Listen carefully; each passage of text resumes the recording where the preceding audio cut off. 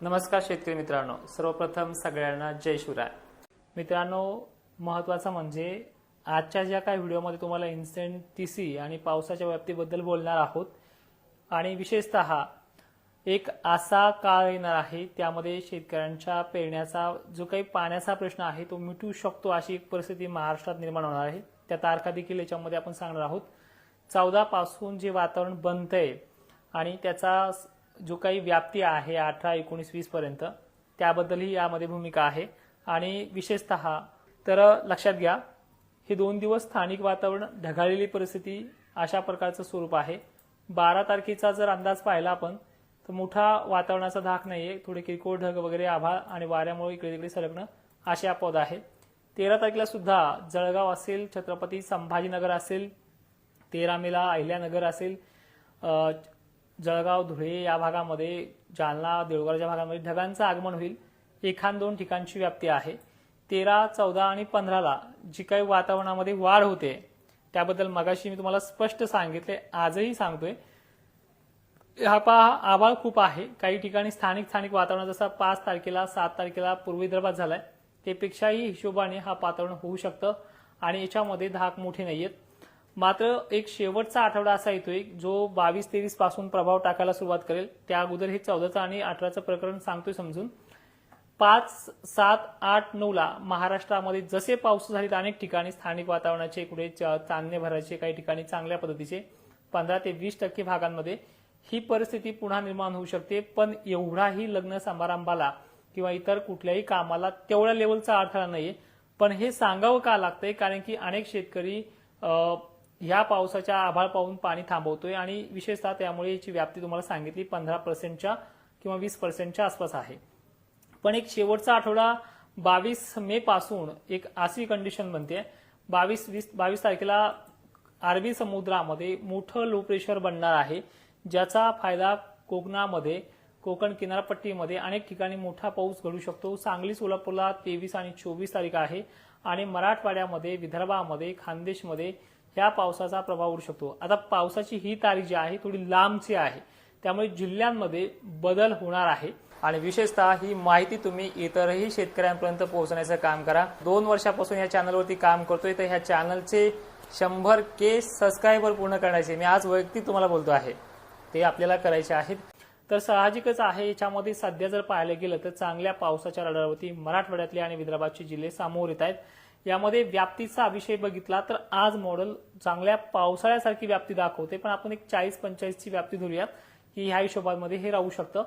तर 40ची आणि 45ची व्याप्ती विदर्भातले एकंदरीत सर्व जिल्हे पाहायला मिळतात, ज्यामध्ये बुलढाणा, अकोला, अमरावती, वाशिम याचा नंबर 1 नंबरला आहे। त्यानंतर बीड जिल्ह्यासह लातूरची व्याप्ती ही वाढताना दिसते 24च्या आणि 25च्या दरम्यानमध्ये। 22-23 पासून हे जास्त सक्रिय होईल।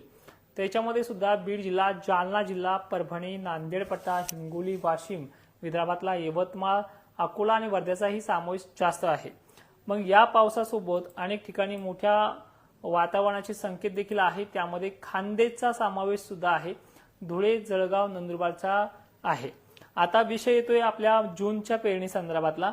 हे पहा, धुरळ पेरणी करण्यासाठी यंदाचं वर्ष सुद्धा पोषक ठरणार आहे। कारणही तसं आहे, 1 जून महिन्याला गेल्या वर्षी सारखाच पाण्याचा अंदाज आहे, जो गेल्या वर्षी तुम्हाला अनेक ठिकाणी धुरळ पेरण्या आपण सक्सेस करून दाखवल्या त्या पद्धतीनं हजारो हेक्टरसाठी आपण आपल्या ऍप्लिकेशनमध्ये, जे आपलं ऍप्लिकेशन प्ले स्टोअरला आहे, बऱ्याचशा शेतकऱ्यांनी ते डाउनलोड देखील केलेलं आहे आणि आवश्यकता का पडते, कारण की अनेक जणांना त्या ऍप्लिकेशनमध्ये समजत नसेल, तर मी समजून सांगण्यासाठी व्हिडिओ वारंवार देत राहील अशा ठिकाणी।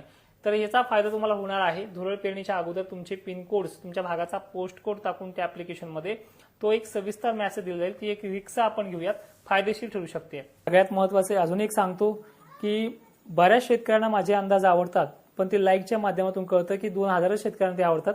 तर तुम्हाला माझे अंदाज आवडत असतील तर लाईक करा, कारण की बऱ्याच शेतकऱ्यांपर्यंत ते मेसेज पोहोचतो। तर अशा प्रकारची ती कंडिशन आहे आणि 15 पासून 12-13 पासून 15 पर्यंत ही सुरुवात होणारी तारीख आहे चांगल्या पद्धतीचं पेंडवणी पावसाला। पण मोजके जिल्हे आहेत सुरुवातीला, म्हणून आपण 15 पासून ते 25 पर्यंतचा कालावधी असा दिलाय की विदर्भाच्या पूर्व भागाला आणि खानदेश पश्चिम महाराष्ट्राला ही 20-22 तारीख राहू शकते। पण मराठवाड्यासाठी 15-16चा अनुभव चांगला राहणार आहे। हे तुम्हाला वारंवार व्हिडिओच्या माध्यमातून व्यक्त केलेलं आहे. आता एक मेन टॉपिक असा येतोय की जसा 5 मार्चला सांगितले तुम्हाला की मान्सून हा चक्रीवादळाच्या विडख्यात सापडू शकतो, जो पहिला आठवडा जूनचा असणार आहे. त्यामध्ये परिस्थिती अशी आहे की तुम्हालाही माहिती आहे, हा महिना लागला की मान्सून लवकर येतोय, 5 जूनला येणार आहे, अमुक येणार आहे आणि मान्सून येणार सुद्धा आहे. पण आल्याबरोबर तो कोकणामध्ये मुंबईसारख्या ठिकाणी अत्यंत भयंकर अशा स्वरूपाचा तो पाऊस पाडतो देखील. आणि ज्यावेळेस मुंबईसारख्या ठिकाणी, पुण्यासारख्या ठिकाणी पावसाची मजल वाढते, त्यावेळेस मराठवाडा आणि विदर्भामध्ये पावसाचा जोर ओसरतो. हे तुम्हाला ऑब्झर्व्ह करून घ्या तुम्ही, आतापर्यंत ज्या काही गोष्टी तुम्ही अनुभवल्या असतील त्या पद्धतीनं. तर याच्यामध्ये सरळ सरळ सांगायचं तर की हा जेव्हा कोकणामध्ये बरसेल 8, 9च्या किंवा 12च्या पिरियडमध्ये, त्यावेळेस घाई करायची नाही. आपल्याला तिथून बाहेर पडल्याच्या नंतर लो प्रेशरची क्षमता किती आहे, महाराष्ट्र किती टक्के व्यापू शकतो किंवा त्यामध्ये पाणी पाडण्याची क्षमता किती आहे, या हिशोबानेच आपण त्या पेरण्या धुळ पेरण्या करायच्यात आणि ते सुद्धा आपल्या ऍप्लिकेशनमध्ये. तर आता तुमच्या कमेंटकडे बोलूयात. पहिले आपण पूर्ण हा डेटा जो आहे तुमच्याकडे सांगूयात एक एक तारखेनुसार. बघा 13 तारखेला दक्षिण महाराष्ट्रामध्ये अहिल्यानगरमध्ये 1 आणि 2 ठिकाणी, सोलापूरमध्ये वातावरण खराब होईल, पावसाची शक्यता वाऱ्यामुळे कमी प्रमाणात येईल, पण वातावरण बऱ्यापैकी खराब आहे. 14 तारखेला अनेक भागांमध्ये पाऊस वाढेल असं माहिती अनेक तज्ज्ञांच्या माध्यमातून मिळाली होती. पण विनंती अशी आहे की हा पाऊस ठराविक ठिकाणं, जसे की मागच्या वेळेस पाहिला आपण हिंगोली घेतला, हिंगोलीमध्येही 10-5 गावांना चांगला पडला, काही ठिकाणी लांबपर्यंत परत गेला, काही ठिकाणी पेंडवलता. तर अशाच प्रकारचं स्वरूप आहे. नांदेड वगैरे थोडा मोठा पाऊस काही 1-2 भागांमध्ये होऊ शकतो. नांदेडचा समावेश आहे, दक्षिण सोलापूर परिसरात आहे. 15 तारखेचं वातावरण सुद्धा खानदेशला म्हणावा असं नाहीये, नाशिकला असं नाहीये, पण थोडंसं विदर्भामध्ये ढगाळ परिस्थिती होऊन एक सावली देऊ शकतं आणि गरमीची लेवल मात्र टिकून ठेवू शकतं, अशी परिस्थिती आहे. 17-18ला देखील सोलापूर दक्षिण भागामध्ये वातावरण आहे. विदर्भाला त्याचा त्रास नाही, कारण की वारं वाहणार आहे आणि हेच वारं 22-23 नंतर पाऊस घडून आणेल. मात्र माजलगाव, वडवणी पट्टी देखील 14 आणि 13ला काही भागात मोजकं होईल.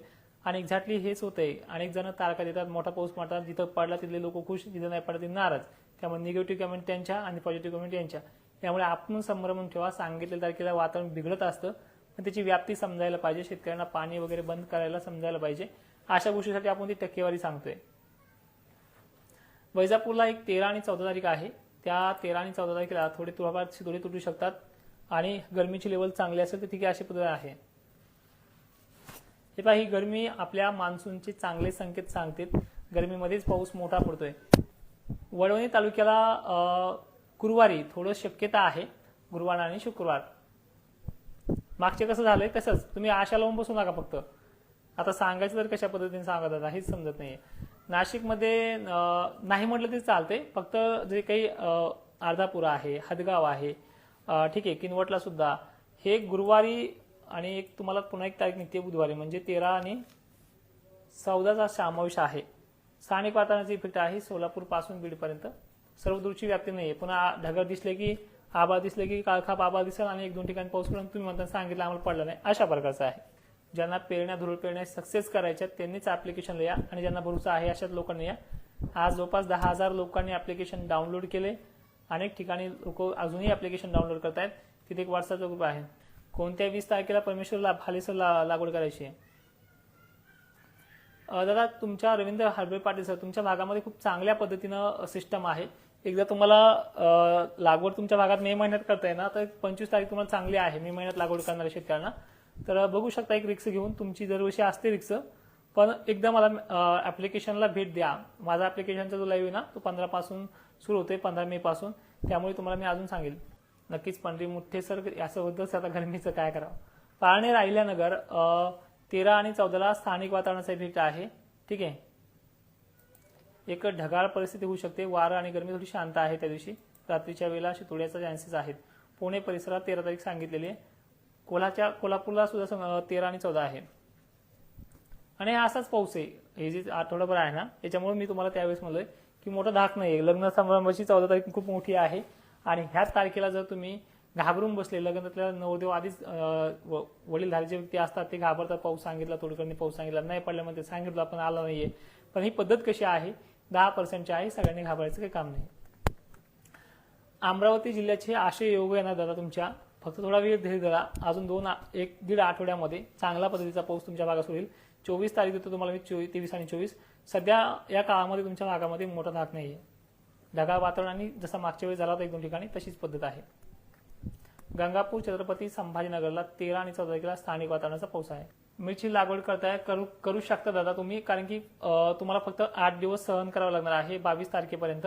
तिथून पुढे तुम्हाला वातावरण त्रासदायक नाही आहे आणि तुम्ही जर सहन होत असेल टेम्परेचर तर ह्या 2-3 दिवसात बी केलं तर चालते, कारण की 14 तारखेनंतर स्थानिक वातावरणाचा आभाळ येणार आहे. थोडा फायदा होत तुमचा पुढे जाऊन होऊ शकतो. मिरची उत्पादकांना दिलासा मिळणार आहे. आणि मे महिन्यामध्ये जे पावसाळी वातावरण होणार आहे ते शेवटच्या आठवड्यामध्ये 22-23 पासून पुढे होऊ शकतं. आणि जे काही 4-2 नमुने आहेत निगेटिव्ह कमेंट करणारे त्यांना विनंती आहे, हे बघ बाबा, 5 मार्च पासून जो शब्द दिला शेतकऱ्यांना दुष्काळ नाही तो अजूनही आहे. अनेक लोक बदलताना पाहिलेत. माझा एक अंदाज तुम्हाला सहन होत नाहीये, त्यामुळे अनेक गोष्टीतून माघार देखील घेण्याची तयारी आपण ठेवलेली आहे. वाशिम जिल्ह्यातील रिसोड तालुक्यामध्ये 14 तारखेला थोडे शितुडे आहेत. 14 आणि 15ला जास्त मोठा धाक नाहीये. लग्न कार्यामध्ये फारसे अडथळे नाहीत. बरांजाळा साबळेच्या मिरचीला अजून काही दिवस वेटिंग आहे. तुम्हाला दिलासा मात्र निघणार आहे. सध्या जर पाहिलं आपण 14 आणि 15, 16, 17, 13 पासूनच, 14 बी नाहीये, 13 पासूनच आभाळ येत राहील आणि त्याच्यामधून सावली मिळेल. माहिती शेवटपर्यंत पाहणाऱ्या शेतकऱ्यांचे धन्यवाद आणि ही माहिती सर्व शेतकऱ्यांना पाठवण्याचा प्रयत्न करा. जय शिवराय.